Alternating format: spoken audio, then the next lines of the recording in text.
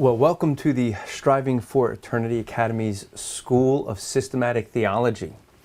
Now, I was told that this week I'm not supposed to be preaching, but I didn't remember to bring the clock that tells me what the time is, so this class could go really long. Who knows? Anyway, we welcome you here, all those new students who are with us. We are glad to have you join us. As I did say on Facebook, we're going to have a special homework assignment for you later tonight. It should be kind of fun, but we will talk about that later. We welcome any of the new students that we have with us. If you are with us for the very first time, well, you're about 36 lessons too late. But that's okay, because you can go to YouTube, and you can actually go to this site down here and go to our YouTube channel and catch up on the full playlist and get all the lessons that you missed, because theology is not a really good thing to start in the middle. You want to start at the beginning. But so we're going to start with class. If you have your syllabus, the syllabus you get when you enroll as a student of the Academy at the website at strivingforeternity.org down there, and you can get a syllabus, and with the syllabus comes basically some fill in the blanks that you have and some things to follow along. You'll have all the notes that I'm teaching from, and we do sometimes send some other things out throughout the year. So all right, so we are going to, we haven't quite finished the lesson from actually 2 weeks ago, which was Christ and salvation. Now, if you remember, as we've been kind of going through, just as a recap, we have 4 books in our systematic theology that we're going to go through. We right now are in book number 2. We're in book number 2, and if you remember, book number 2, we were dealing with the doctrine of salvation. Specifically with the doctrine of salvation, we were dealing in lesson number 6. Now, this was Christ and salvation. So we already dealt with the Father and salvation. We saw that the Father planned salvation. Now we started looking at the fact that the Son provided salvation. Now, in saying that, just as a way of recap, so that we can look at what we are looking at, we looked at the suffering, the death and suffering of Christ. We examined his examinations. Those were the illegal trial that they had put Christ on. And then we started to look at his execution. That was last week. And also last week we started, and what we'll finish up this week is the significance of the death of Christ. The significance of the death of Christ. So that's where we're going to pick up. And it is a timely thing. Just if you're watching it live, you know that the Resurrection Sunday is coming up in just a short period of time. And so with that in mind, it's good to think about and the resurrection and what all of the death of Christ means. It's something that we shouldn't just wait for once a year. I know, it's like you ever hear people, they sing a Christmas song, Christmas carol, other than during December, and people are like, oh, wait, you're not only supposed to talk about that or sing that during Christmas. No, every day we should be celebrating the birth of Christ. And every day we should be celebrating the resurrection of Christ. Actually, for some of you may not realize this. Maybe some of you never really thought about this. But why do we, as a church, worship on Sunday and not Saturday? You see, if you're Jewish and you're following under the old law, you would be worshiping on Saturday. That's the 7th day. Why do we do it on the first day of the week? We celebrate the first day of the week to celebrate the resurrection of Jesus Christ. So every week was supposed to be a reminder that he arose, not just once a year. But that being said, it is a time that people are more aware of the resurrection of Christ as we enter into the Passion Week, Palm Sunday, and what people call Palm Sunday, the week that Christ would have entered in to Jerusalem, where they would have laid down the palms in front of him as he rode in on the donkey, and they're calling him King, and they're worshiping him, and then just a few days later they can go from that to screaming, "Crucify him, crucify him." What a fickle crowd. Let's not be too hard on them. We're probably just as fickle, aren't we? But let's pick up again where we left off with we started with looking at the atonement. And we had said in the atonement, as we looked at that, we mentioned with this last week, but just to recap, the definition of the atonement is that Jesus Christ became our substitute. And if you have a syllabus, and that means you have some blanks to fill in, and those blanks are there for a couple of reasons. Those are the key words we want you to try to remember when it comes to these things. So Jesus Christ became our substitute for sin. That's what the atonement is, and has eternally satisfied our payment for sin. Eternally. That becomes an important thing. As we go through and we look at salvation, we're going to get into different issues. We're going to look into things like, God's sovereignty and human responsibility, whether you can lose your salvation or not. That's a heated debate with some. Now, when we have a better understanding, and this is why we want to start theology at the beginning, because when we do it at the beginning, well, then what we end up with is an idea of the fact that we are building up to the point, not just jumping into the middle. I mean, theologians those that study theology don't start with the doctrine of salvation. They start either with the doctrine of the Bible, because that's where we're going to get all of our information, or the doctrine of God. And they're going to build everything off that. Now, a proper systematic theology would start with the bibliology, the study of the Bible. It's where you would start, because that's what you're going to base everything on. We actually started with hermeneutics, the first class, the School of Biblical Hermeneutics. So we started with talking about a little bit about the Bible, and then how to interpret the Bible. And now we're trying to put all those lessons to practice by looking at the Bible as a whole and categorizing. That's what we're doing. And you want to build upon it, because what you're going to see is when you have good definitions of things, some of these things that people argue over, well, they get explained. For example, when you understand atonement correctly, when you know that it's satisfied a payment for sin, if you believe that you can lose that salvation, essentially you're saying you lost that atonement work, that payment for sin, and now you're back under the judgment of God as guilty. Well, think about that. Then what is going to pay the atoning work the second time? Because the first one's already been paid. Now you've pushed that aside, and now you're back in a state of unregenerate state. How do you get regenerate again, if not by the blood of Christ? Now, there are some groups that would say, well, yes, it is by the blood of Christ. You need to repent again. Then in that case, then this atonement is not eternally satisfying the payment of sin. It's temporarily satisfying it. Do you notice the difference? If you've been following the Striving for Eternity, our ministry, you'll see that we recently have been dealing with a group called the Church of Wells.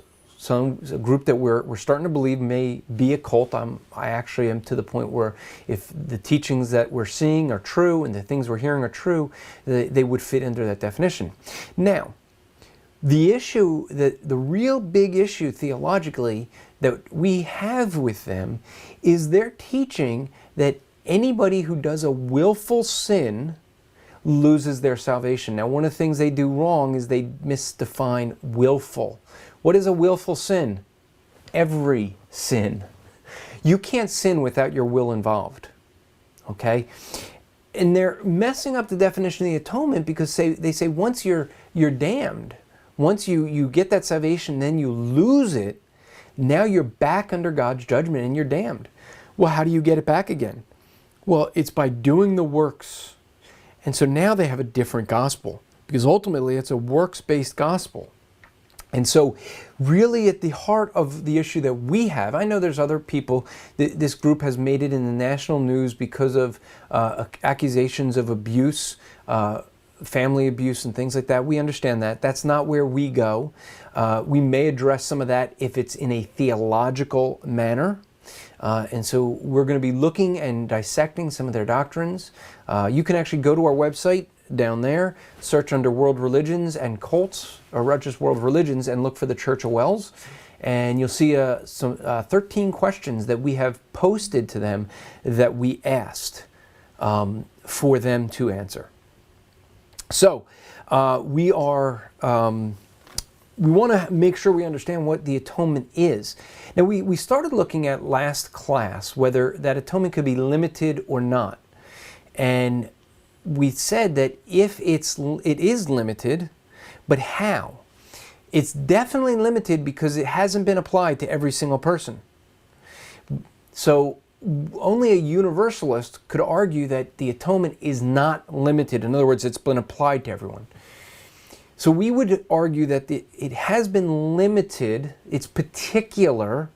In other words, it's applied to those who believe. Now, does that mean that when we're going to talk about the propitiation, we're going to get to that in a little bit, does it mean that Christ's death was sufficient for all people? We're going to get to that in just a minute. We're going to look at that more in a few weeks.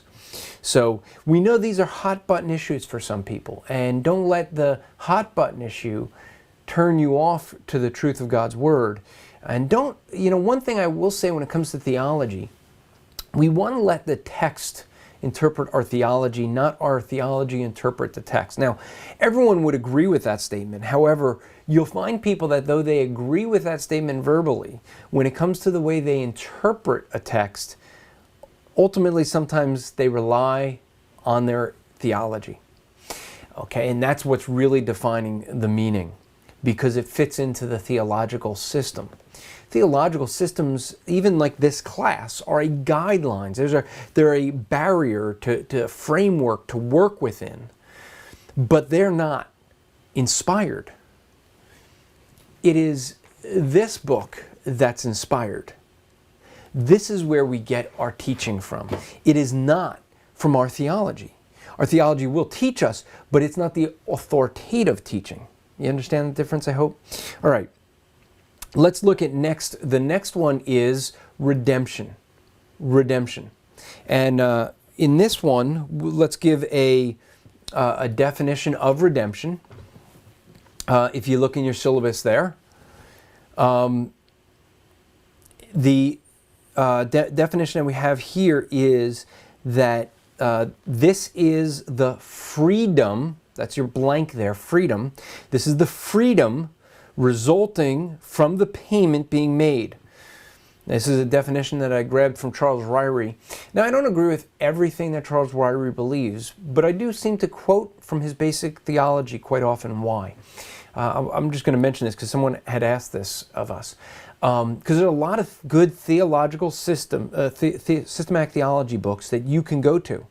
Wayne Grudem has one. Don't agree with everything Wayne has, but his theology is pretty good.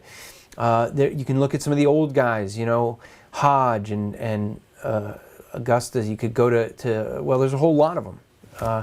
You can go to Schaeffer, and the thing that you're going to find though is that each of these guys have a lot that they have to deal with. They're very large volumes usually, and what Charles Ryrie had done was he put a basic theology. It was like something where, if you're like me, what I did was I read one chapter a day. The chapters on average, I think, are only like 3 pages long.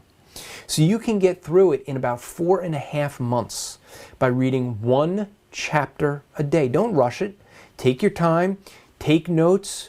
Read through it. It's meant to be explained at an easy to understand level. And so we want to take that and interpret it, or understand it. So that's where that one's a really good one to start with. He has very concise definitions for things, and that's why I end up using some of them. Not saying that I agree with everything he believes. Okay, so let's look at our definition again. This is the freedom resulting from the payment being made. In this case, the payment was the death of Christ. Now let's take a look at some words that we have for this idea of a redeemer or the redemption. If you look in your syllabus, you see, starting with some Old Testament words, Gel, this is the idea of the kinsman redeemer, the kinsman redeemer. If you see that blank there, and that's in Ruth chapter 4, verse 6. The kinsman redeemer, which was the price of the family obligation. So in Ruth 4, 6, we see then the redeemer said, I cannot redeem it for myself, lest I impair my own inheritance. Take my right of redemption for yourself. I cannot redeem it. And so what you see there is this idea of a kinsman, a family redeemer. And the way that worked was if someone was to die, you had a male that died, he's married, he doesn't have any children to carry on the name, but he's got a younger brother. His younger brother would become the kinsman redeemer and would marry his brother's wife in his brother's place to keep the family line going. So he would then have children and they'd be under his brother's name. This is actually a really interesting thing when you come to the genealogies of Christ. What a fun study to do. I know most people look at the Matthew passage and the Luke passage where it gives the genealogies, and many people look at those and they argue that one's the line of Joseph and one's the line of Mary. That could be, but I think a better argument is something that we found in a historical book, a history of the church that's from way back, one of the early church fathers, explaining some of the things and explaining this passage. What we have is he's actually arguing that Joseph, I think it was his father or his father's father, I forget which, is mentioned as having a kinsman redeemer. So one of the lines is the direct line of the actual person who was in the line of Joseph, and the other line would have been the kinsman redeemer line. Just like as we read in Ruth, the kinsman redeemer may not be the younger brother. If there is no younger brother, it goes to the next closest member, the next closest kin. Just like in the case with Ruth, it wasn't a brother, but it was a cousin. And Boaz was not the nearest kin, so he went to the nearest kin and says, hey, this is your responsibility. And this guy didn't want to share his inheritance. So he decides, you know what, I don't want the inheritance, you take it, Boaz. And Boaz did. And he married Ruth. And so what you end up with is this idea of a kinsman redeemer that was the price of a family obligation. Next we have pafad, which is, if you look in your syllabus, the payment of a ransom. Your blank there is ransom. The payment of a ransom without family obligation. We can see this in the Old Testament in Numbers 18, 15 to 17. You can also see it in Exodus 13, verse 12, where it says that the Lord shall set apart, that you shall set apart to the Lord all that open in the womb, that is every firstborn that comes from an animal which you have, the males of the Lord. This was the idea of this of a ransom, that everything belonged to the Lord. This is the idea. So in the kinsman redeemer, there's a family obligation. That's one kind of redemption. You're obligated. You have a duty to do this. This next word, what we see is it's a ransom. There's no family obligation here, but it's a ransom that is paid. You're paying of a ransom. Okay, now some people get into debate over who the ransom is paid. This may shock some people because some people are taught in certain churches that the ransom is paid, Christ pays the ransom to Satan. That's inaccurate. The ransom was paid to God, the Father, from God, the Son. And actually, I'll bring up a point about that with God the Son. Someone this week, I love students that take these lessons and are thinking through them, applying them. We had a student this week on Facebook that took some of these lessons and asked a grammatical question based on the lessons they had learned in these classes, and asked the question of which one is correct. Are we a sinner saved by grace, no comma, or are we a sinner, comma, saved by grace? And there was lots of discussion back and forth. The argument was actually that we are the argument was that we are a sinner saved by grace, because if you put the comma, the focus becomes on the sinner, not what happens to the sinner. So, in other words, we're not still a sinner. We are no longer a sinner because we're saved by grace. An interesting thing to also with that is which one of these is correct. Some people talk about this. God, the Son of God, or God's Son. Which one is right? Because one's right and one's wrong. See, biblically we talk about the Son of God. That's a title of deity, and it is putting Christ in the place of the second person of the Trinity. God's Son is offspring, and Jesus isn't the offspring of the Father.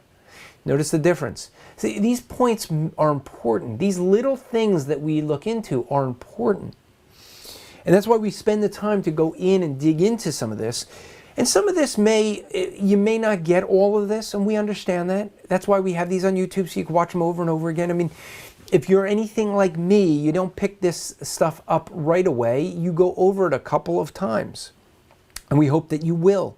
Hope that you go over this several times, and in the process, you pick up more and more each time. Okay? So the last Old Testament word for redemption is kepaf, which is the sum paid to redeem a forfeited life. The sum paid to redeem a forfeited life. Their blank there is forfeited. So you get the idea there that you have someone that their life is, they have a payment that is made. The issue there is that the payment must be made for that fortified life. And we understand that quite well now when we look at what Christ did. Christ was that payment. Okay? He became that payment. Became that ransom. Let's look at some New Testament words. We see ergazo, which is the idea of purchasing in the marketplace. You're blank there, purchasing. The idea of purchasing in the marketplace. Now, let's get into some things I started to mention. Who paid the price? Let's look at 2 Peter. But false prophets also arose among the people, just as there will be false teachers among you, who will secretly bring in destructive heresies, even denying the master who bought them, bringing upon themselves swift destruction. So who is it that paid the price and bought them? It's Jesus Christ. Okay, so you can write in your syllabus there the answer to that. Who paid the price? Jesus Christ paid the price. What was the price? The next question there. Well, let's look at Revelation chapter 5, verses 19 to 20. Oh, that says 9. Sorry, I should have said 9 to 10. Sorry, I had that wrong. The slide is right. So who paid the price? Revelation 5, 9 to 10. And they sang a new song saying, "Worthy are you to take the scroll and to open its seals, for you were slain, and your blood, and by your blood you ransomed people for God from every tribe and language and people and nation, and you have made them a kingdom and priests to our God, and they shall reign on earth forever." So what you have there is, you saw that what was the price? The price was the death of Jesus Christ. Okay? So you could fill that in now. So who paid the price? Jesus Christ himself paid the price. What was the price? His own death. What was bought? Or in other words, who owns it? This is where we get into the theological conundrum that some see, that we mentioned earlier, and that's 1 Corinthians 6, 19 to 20. Or do you not know that your body is the temple of the Holy Spirit within you, whom you have from God? You are not of your own, for you were bought with a price. So glorify God in your body.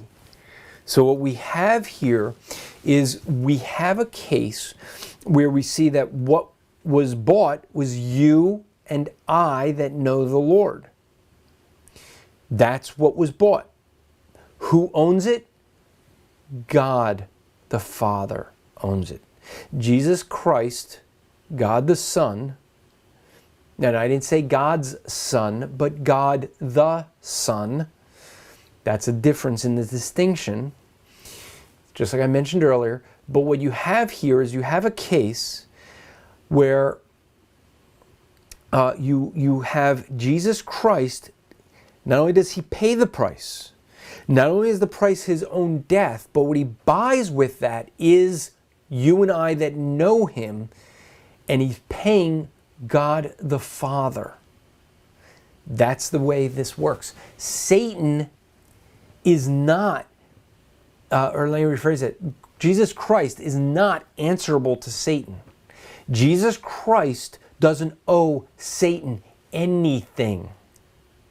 Satan wishes that the way some churches and some Christians talk about him was true, as if he was God.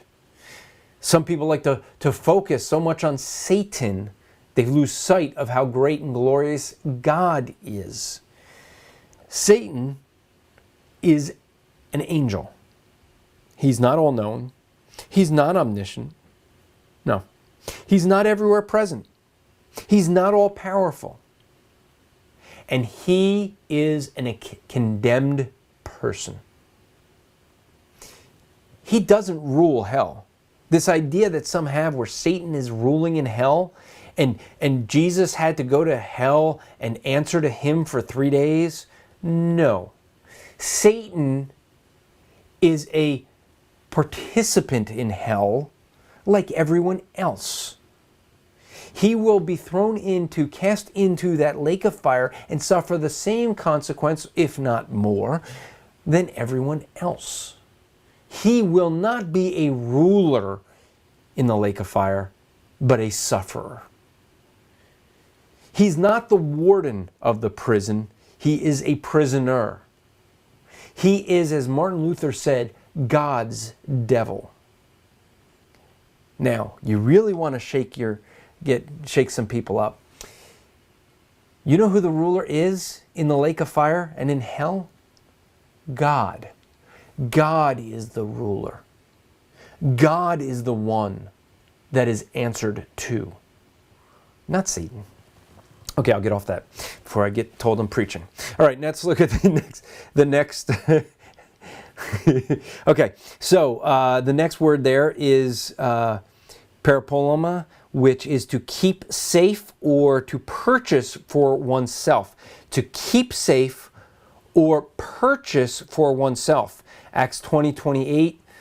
We won't turn there, but this is the idea of, you have the parable that Jesus told us, someone finding something, finding a pearl of great price in a treasure in a field, and he goes and purchases for himself this field. He redeems the field unto himself. And that's sort of what we see what Christ did. Christ redeemed us unto himself because he's God. So it's God redeeming us unto himself.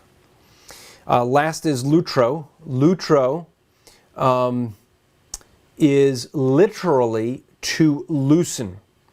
An example of this is a prisoner or a trapped animal. A release on one recipient of ransom. Okay, so it is to loosen or release. And that is when we were redeemed, you and I were imprisoned. We were bound and we were chained and we were destined to the eternal lake of fire. But God redeemed us and set us free. Now you think, well, gee, thinking about and worshiping the resurrection of Christ every week, every Sunday? You think you could do that if you're thinking about this, Lutro, that you were bound and destined to a lake of fire, and God Himself paid the price for your freedom? He was the price of your freedom, and He bought you to pay Himself back with His own death, so that you, a caged, imprisoned person, could be set free. Yeah, I would say that's pretty cool. I would say that's something you can wake up every morning thinking about, and in every day thinking about that, you can say, you know what? I have something to rejoice in. No matter how bad my day may seem, I have something great to rejoice in. Okay, let's look. So we looked at, so far, the atonement. We then looked at our redemption.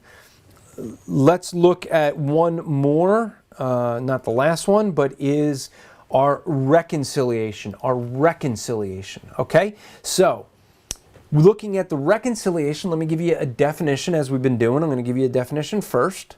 This is something else that's a significance of the death of Christ. The reconciliation is defined as changing a relation from one of hostility to harmony. I know, we got to alliterate, so we had to have two H's. Hostility to harmony. That's to help you remember it. You could say from darkness to light. You could say from lost to saved. From unredeemed to redeemed. From an enemy of God to a child of God. All those things have the same notion in it. It is that we were once hostile, enemies of God, hating God. We were God haters to God lovers. That's one of the significant things that came out of the death of Christ. That we can change, we have a changing of our relationship from one of hostility to one of harmony. So those are your blanks there, hostility to harmony. And that's a need. Why is that a need? Because man is in a condition of sinfulness. That man is in a condition of sinfulness. That's your blank there. The need for reconciliation is real. This isn't some, as some try to say, reconciliation is just a feeling to get rid of guilt. No. It is a real judgment before God. Okay? We are being judged by God. That's who we're accountable to. And we're in a condition of sinfulness, and that is why we have a need for reconciliation. We cannot redeem ourselves. In fact, let's take a look at some verses there. Psalm 5, 4 and 5. For you are not a God who takes pleasure in wickedness, nor shall evil dwell with you. The boastful shall not stand in your sight. You hate all workers of iniquity. Now, I know that from this verse, some people get this idea that hell and eternal death is this idea that we're going to be separated from God for all of eternity, and that is what is that's what's basically going to be the thing that's so hard about hell, is that God won't be there. Well, now I want you to think about this. If someone hates God, they're an enemy of God, they're a God hater, they're hostile to God, do you think hell, if hell is the absence of God, do you think hell is a place they would want to be? Yes, it is. That's exactly where they want to be. They want to be in a place where they can hate God and He's not there. You know why they really hate hell? God is there.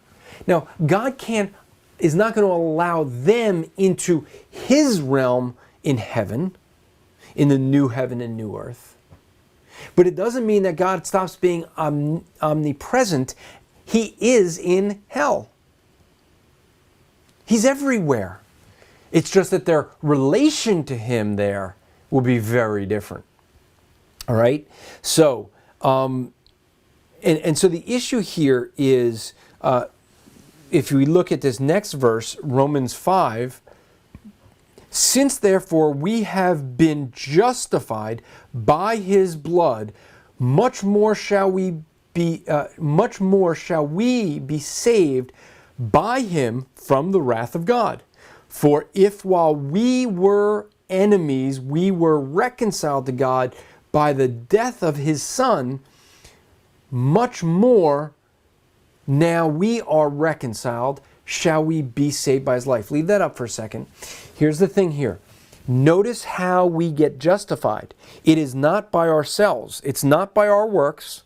It's not by the things that we do, but by what he did.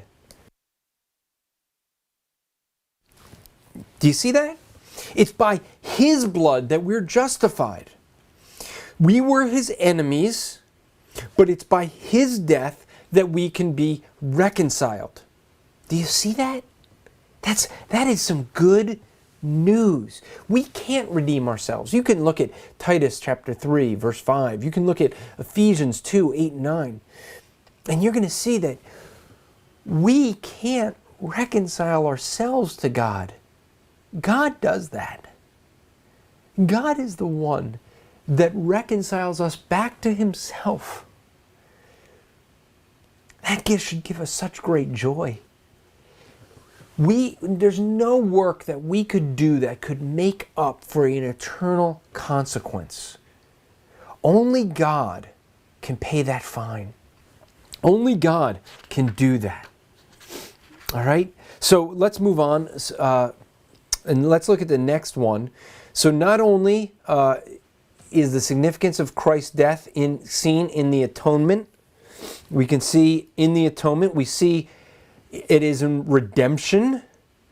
We can be redeemed because of his death. We saw the reconciliation, that there's reconciliation with God because of the death of Christ. And next is the propitiation. The propitiation, that's a big word. We don't have the slide for this, but if you look at the propitiation, let me give you the blank there that's for your syllabus. The reality of the wrath of God makes necessary an offering, that's your blank there, an offering to appease that wrath. In other words, propitiation is the appeasing of the wrath of God. Okay? The reality of God's wrath. God is a wrathful God. I know some people don't talk about that anymore in the gospel message, but God is wrathful. We saw that in Psalm 5. He hates wickedness. He hates those that do wickedness. All right? And so because of the wrath of God, it makes necessary an offering to appease his wrath. What is that offering? The death of Christ. Now, 1 John 2:2. Okay, you can put that in there in your syllabus.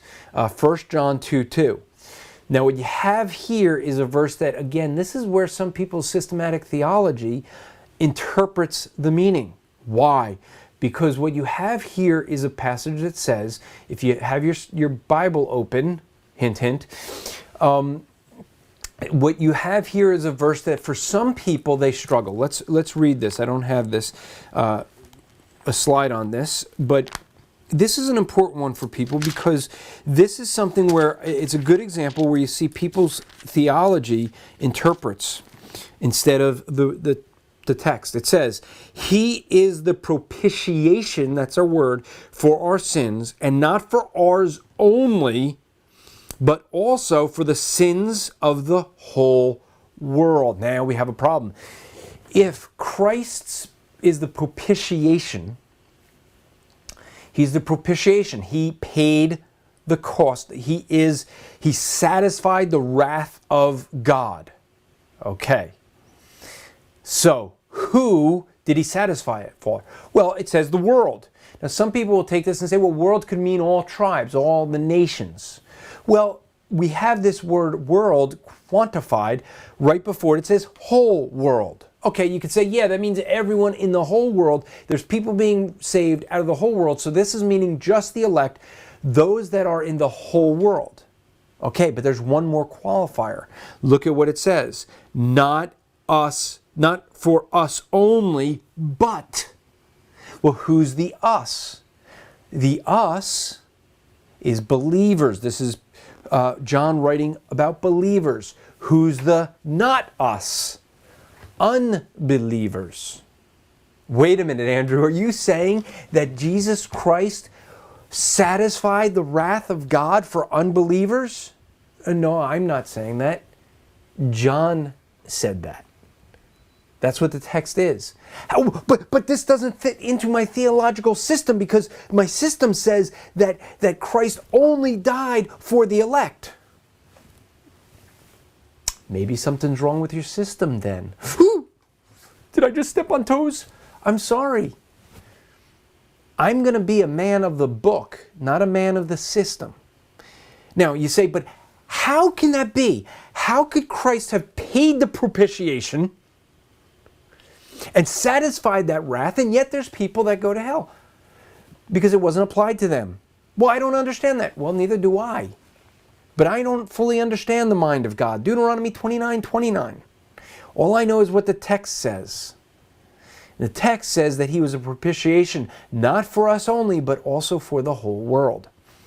So there you got it. You're going to have to go deal with that. So let's move on. Probably opening up the can of worms for that. But this is an area that takes some serious study. And I think that passage is one that people interpret because of their system more often than not. Let's look at the next thing. Wrath. The wrath of God. Let's define this here, because this really isn't talked about much nowadays. But there's 20 different words used almost 600 times in the Old Testament describing God's wrath against sin. God, however, is never unreasonable. His wrath is always righteous. And his grace allows for ways to have fellowship with him. While the New Testament does not speak as much on God's wrath, the reality of it is still present in two Greek words, orge and thumos. So what we have there is, I don't know that we're going to have time to look up the verses. But what we have here is that in the death of Christ, one of the significance of the death of Christ, as we see with the propitiation, is that the wrath is satisfied. And we're bringing this up because so few talk about the wrath anymore. And yet, we have to be aware of the fact that God is a wrathful God, and that had to be satisfied. And the only way of satisfying it is with an eternal payment from an eternal being. This is what makes Jesus Christ unique in history, and why Christianity is the only religion that can offer a God of true mercy and justice, because he's just, that he did require a payment for his wrath. There had to be an appeasing, and the appeasing was made by himself, because he's the only one that can. That's what makes Christ so unique. Let's look at the last one here, an offering. An offering. And you have here in your syllabus that the blood, that's your blank there, the blood of Christ was clearly the appeasement for God's wrath. Now let's take a look at a couple verses. Now, why am I making the issue of the blood? You know, there was a debate a couple years ago with John MacArthur where he talked about the death of Christ being the appeasing, and there were some people that just jumped on him, something fierce, because they were arguing, he said it was just the death and not the blood, and he clarified that, but there's still some people that just hammer him on it. Let's take a look at some verses here. Romans 3, whom God put forward as a propitiation by his blood to be received by faith. This was to show God's righteousness, because in his divine forbearance he passed over former sins. First I'm being told that we do have 1 John. It was just in the wrong place. Okay. See, there we have it, in case you wanted to look at it earlier. So the verse there, I'm being told I put it in the order of the book, of our syllabus, so could have been earlier. So, all right, Hebrews 2:7. Therefore he had to be made like his brothers in every respect, so that he might become a merciful and faithful high priest in the service of God, to make propitiations for the sins of the people. Okay, so there you have a case where we again see this idea of the propitiation having to be made, that there had to be an offering. Okay, and that offering was Christ himself. Okay, this is the reality. And the reason we have such a watered down gospel today is because people don't talk about the wrath of God. Therefore, people don't understand their sin is going to come under judgment. People are being told, hey, God loves you the way you are. God loves you and has a wonderful plan for your life. You don't have to change for him. He loves you so much. And the reality is that people don't understand the wrath of God. They don't understand why there's a need for God to pay the price, because they think, hey, I think I'm a wonderful person. My works will be good enough. God can't judge you by your works, because your works are anathema, are cursing before God. They're filthy rags, because he had to pay the price of eternity. You cannot. And because you and I can't, we have to understand that that wrath of God has to be appeased, and it can only be appeased by God. That's why when we look at that payment, that ransom, that ransom is paid by God for God, right? Jesus Christ pays it. You and I are what's bought in it. He himself on the death on that cross is the payment, and it's paid to God the Father. Okay?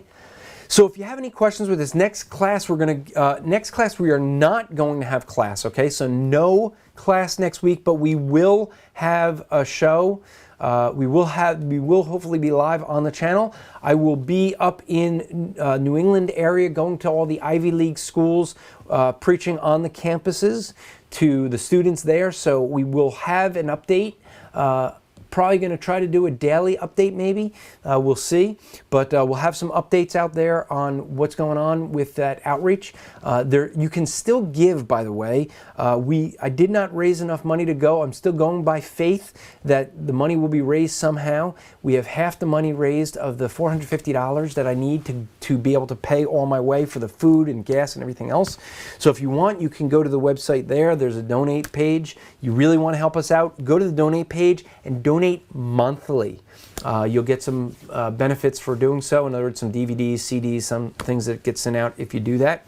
But if you have any questions with this class, you can email us at academy@strivingforeternity.org. Encourage you to go to our store. Our store is open.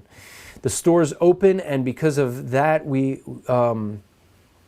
have ability now to sell some of our products, and so we want to encourage you to go there and buy some of our products. Help support us. Another way you can help support us is to register for the Ohio Fire. Maybe that should be the homework. Register for the Ohio Fire. Do that now. Do that quick. Be talking about that. Be sharing it with your churches. Be letting others know about Ohio Fire. May 30th and 31st, you can get fired up to warn the lost of the fire to come. Now, I said that we're going to have some homework, some fun homework to do. I got a brother I want you to encourage. I mentioned the work that we're doing on the Church of Wells. I'm working with two individuals, one who is heading up a ministry that is doing a lot of the research now. Up till now, it's been a lot of the work that we've been working off of is my interaction with the Church of Wells, people that I used to know, people I used to support, people who I've gotten to know, different family members, different people I've been dealing with them. And now, as I've been working off understanding their theology, now we got some heavy hitters involved. So I'm working with Tony Miano. Some of you guys know his name from this class. But another is, you may not know, and this is going to be the brother of the week, and that is Matt Slick. Now, those who are regulars here, you know that the brother of the week, brother or sister of the week, is someone that we want to go and encourage this week. We want to get you guys to encourage this person every day this week. Even if you're not watching it live and you watch it 3 months from the live show, you can still do this, okay? This is going to be your homework, because if you go, you should go to carm.org. There's tons of material out there on like every subject, and you can sit there for months reading everything, and you can go and you can learn a lot there, and you can study, and you'll see some articles that we got up that we're working on for the Church of Wells, and it's been Matt just got done debating Dan Barker. He's a great friend and a great brother in Christ. And so here's the thing. I was half tempted to send his private email and have you guys all email him privately, and then he'd kill me for giving that away or give out his cell phone number. That would really get me in trouble. But here's the thing. If you email him at matt@carm.org, he may get it, grant that, but he's real busy. I mean, even if you did know his cell phone number, he doesn't always answer, doesn't always text. So here's how we want to get you, not only because you could tag him on Facebook, but he's not really active on Facebook. So how are we going to get the message to him that we are encouraged by the ministry he does? Well, here's what we're going to do. Here's going to be your homework assignment. This week, let's all try to do this. Let us call up his radio show. He is on the radio every week. He's on the radio. If you're watching, depending where you're watching, okay?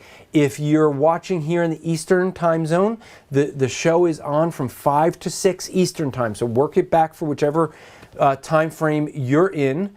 And we're 5 to 6 tomorrow. What I want you guys to do now is I want you to call up his show, the number's down there, and I want you to say that you heard about him from the Striving for Eternity Academy, you heard about all the good work he's doing, and you want to encourage him. What's some of the good work? Well, if you go to his site, you're going to see the many years of labor that he's put into clarifying theology, to clarifying world religions and cults, clarifying things on Christian living. And then what you're going to notice there is you're going to notice when you go out to his website, you're going to see how much information's out there, how much research has been done, so that you can very quickly learn something. You have a question on some group, go check it out there and see what he's got, because he's probably got it covered. Now, Church of Wells is new, so what are we doing? We're going to be doing researching that. He's got a team of people that are going through all the information out there. And so we want to encourage you to call his program up and let him know on the air that you are encouraged by the ministry that God has put in his life of CARM, Christian Apologetics Research Ministry. Okay, that's his group. And you can encourage him on what he's doing on exposing the Church of Wells, because you know what? Quite frankly, someone told us that there's only the three of us, Matt Slick, Tony Miano, and myself, are the only ones that seem to be dealing with this group on a theological note. A lot of people are starting to love the Church of Wells because they're open-air preachers. They have a tendency to want to take their side because other open-air preachers are seeing the way people are reacting to their preaching. And I don't think there's really, listening to some of their preaching and having preached with some of these guys, I don't know that it's really the shock and awe type stuff. Some of them are really caring in their preaching. And so it's not that it's the shock and awe type, it's just some people hate preaching. And when you move to a small town, yeah, they're going to get upset. And so we're on the forefront, really, of trying to deal with it theologically. And we're going to come under fire. Matt's already come under fire. So encourage him with what he's doing there. So he is the brother of encouragement for this week.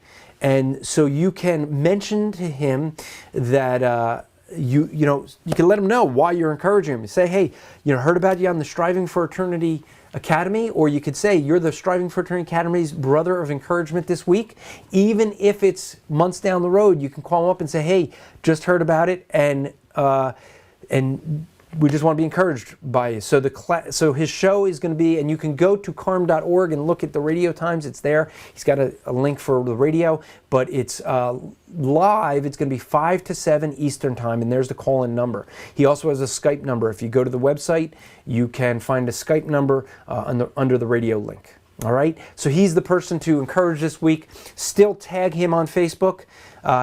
He won't mind that. You can encourage him by going to Carm. You may start listening to his radio program on a daily basis and start just seeing what's going on. So he's got a lot that he could teach you, a lot of different topics, a lot of different things. Don't agree with everything. He doesn't agree with everything that I believe, but that's okay. We still both love one another and care for one another, and that's the way we should be as Christians, right? So also let you know, Jersey Fire's coming up. July will be here quick, so you can register for that at jerseyfire.org. So until next week, remember to strive to make today an eternal day for the glory of God. See you then.